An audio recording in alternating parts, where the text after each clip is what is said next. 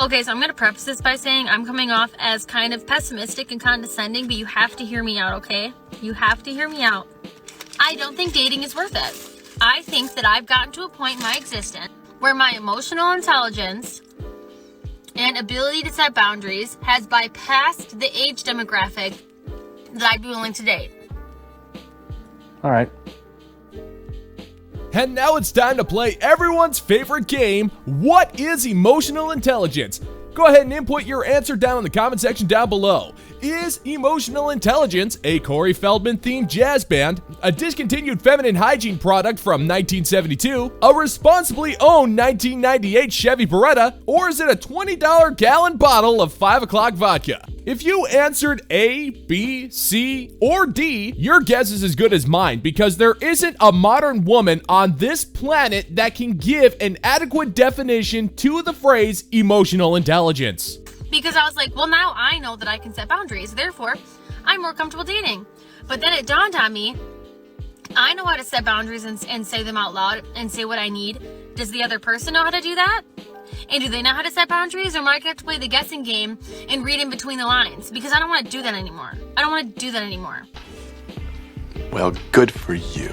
Woman, here's the thing. Self-respecting men do set boundaries, and we're quite clear and adamant that you respect them. Most of the time, they're fairly reasonable. We don't want you chatting with your ex, we don't want you talking down to us, and we don't want you dressing up like a common streetwalker to get drunk at a club and grind up against a dozen guys. However, when you set the boundaries, you expect us just to absorb your thoughts via osmosis, and then you instantly resent us when we don't pick up your subtle hints. And then you use that as an excuse to just end the relationship so you can have a clear conscience as you jump into Chad's bed. That's why the kind of men you desire want nothing to do with you. It also doesn't help that you're acting like an immature baby while saying you have more emotional intelligence than an average guy. And people my age, 24, and I think I might go 10 years older than me for dating, they're not doing that. The amount of people that are actually putting in the work and going to therapy and trying to be better people, it's terrifying. There's not a lot of people doing it, okay? I just basically, at the end of the day, I've accepted that I'm okay being single forever. I really am. And on top of that, the relationship style that I would like to enter into makes my slim pickings even worse. Hello, my name is Ray, and if I'm single forever, I'm okay with that. I've got my cats, mother... Well, bye. That's just the thing, Toots. A lot of men are actually working on themselves and growing as men because they're sick and tired of women like you saying that you're better than us simply because your high school guidance counselor told you so. You're sitting there with green hair and pink eyeshadow, shoving candy down your throat and screaming about how you're okay with being single forever. Do you expect sympathy from us? You are so okay with being single forever with your cat that you had to yell it from your car and post it on the internet for the entire planet to witness. And all of this could have been avoided if you didn't treat your hair and face like a 1980s hair metal album cover and made better choices when it came to men. I sincerely hope you do enjoy being single, lady. You brought this on yourself. I do not accept a coffee or a walk as a possible date option, and neither should you. First of all, I'm not a dog that needs to be walked. What?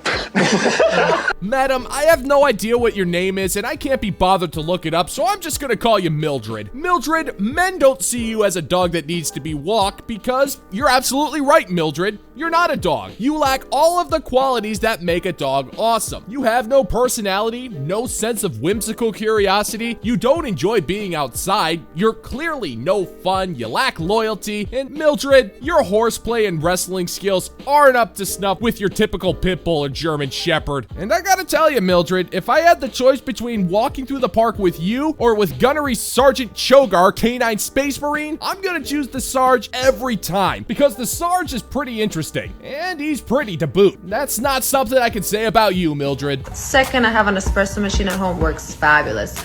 We're not doing drinks either. You're gonna try to get me drunk and take me back home. No, we are doing dinner. Oh, really? Oh, Mildred, you silly farm animal. Why on earth would we do that? I don't do dinner dates. I have a kitchen with a refrigerator and a stove. They work flawlessly. And I gotta tell you, Mildred, I don't feel comfortable letting you near anything that's flammable because I don't think it would end well for my living space. Because I don't think you can handle the shock of realizing the true purpose for a kitchen, because it's not just a counter space where you get to show off your fancy coffee maker. And I don't think you need to worry about men getting you drunk and taking advantage of you, because a self-respecting man is gonna listen to you talk for 3.5 seconds and know deep down that whatever effort it's going to take to have some alone time with your garbage disposal of infinite disrepair would be better spent learning how to make soap scrimshaw or building a kick-ass fort. You're gonna pick me up, we're gonna come to the restaurant, we're gonna see your table manners, we're gonna see what you order, we're gonna see, do you hold your chopsticks correctly? We're just gonna, you know, study you a bit. Okay, so dinner it is. No.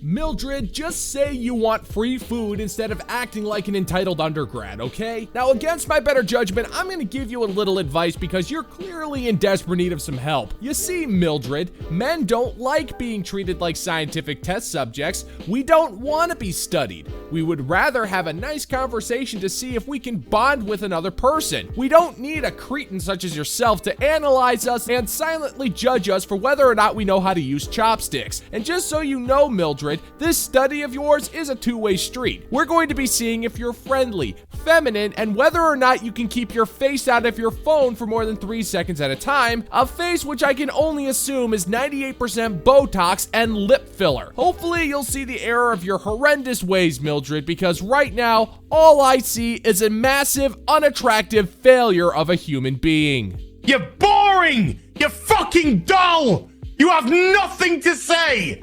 You are a one-hived mind twat waffle! Have you ever seen a man on a dating app say he's looking for someone with a good sense of humor? Because in this very well-known study, they found that when women said they wanted someone with a good sense of humor, they meant someone who will make them laugh. But when men said they wanted a woman with a good sense of humor, they meant a woman who will laugh at their jokes. You know that. Of course I do, sir. Everybody knows that. Of course we do, sir!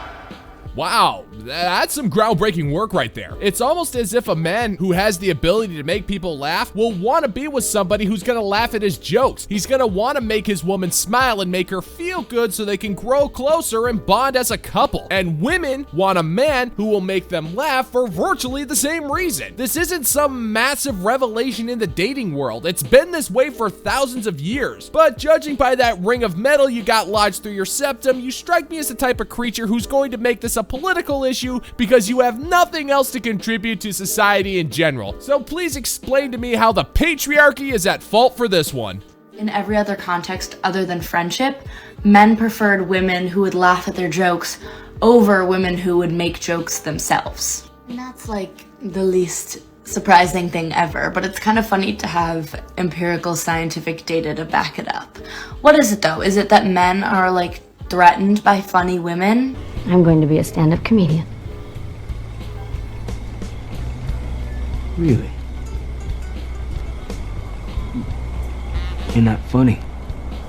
This notion that men are constantly being threatened by women for absurd reasons is a dangerous amount of cope. Men are not threatened by women. If anything, if a man finds a woman funny, there's probably gonna be some respect thrown in there because women, generally speaking, aren't nearly as funny as men. There have been some exceptions in the past to be sure, but come on. When was the last time you looked forward to watching a movie because it starred your favorite female comedian? Woman, do you even have a favorite female comedian? There's no shame in admitting if you don't have one, because you don't strike me as the kind of woman who actually has a legitimate sense of humor, mainly because your brain is overloaded with militant gender ideologies and Taylor Swift lyrics. I see so many TikToks talking about how being an independent woman is so much better, and it's amazing that you don't have to depend on anyone else, but I'm exhausted.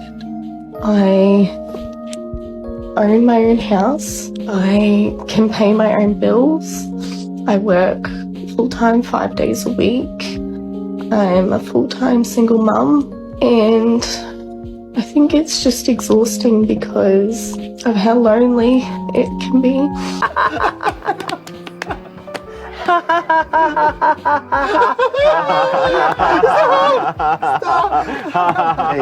Okay, quick question.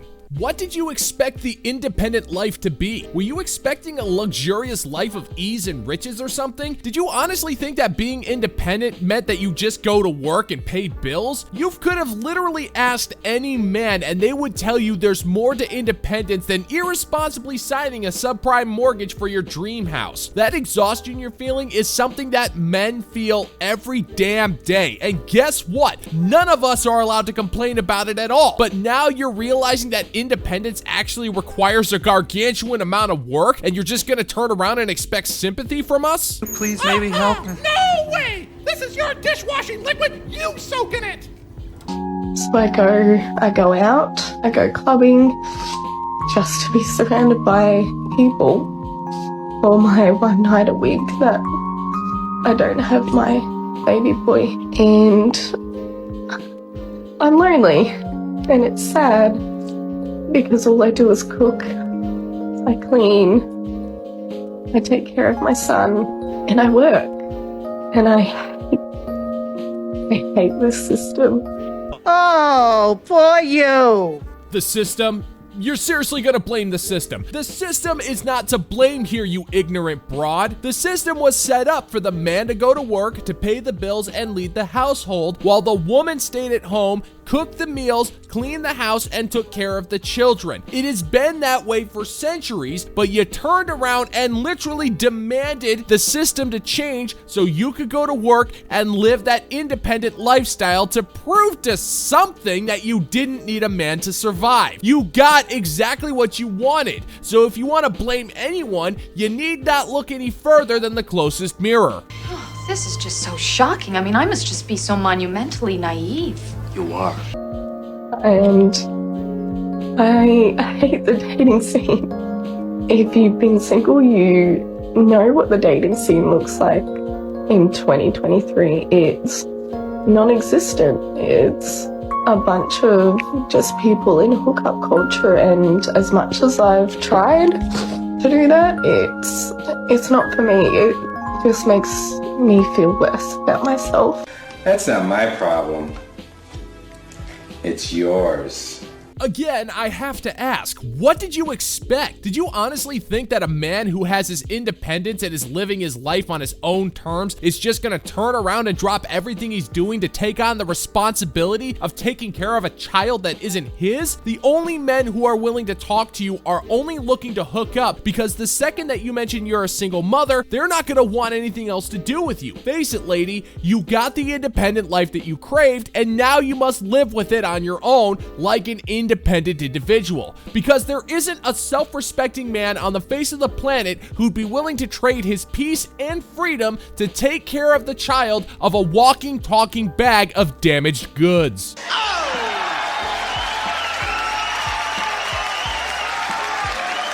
And that's gonna do it for today's video, gentlemen and gents. As always, if you find that my particular brand of humor is bringing you to the brink of laughter, then why don't you scroll on down and click that like and subscribe button and ring the notification bell so we can give the good old-fashioned middle finger to the YouTube algorithm. Thank you so much for checking out the new video, and until next time, peace out, homies.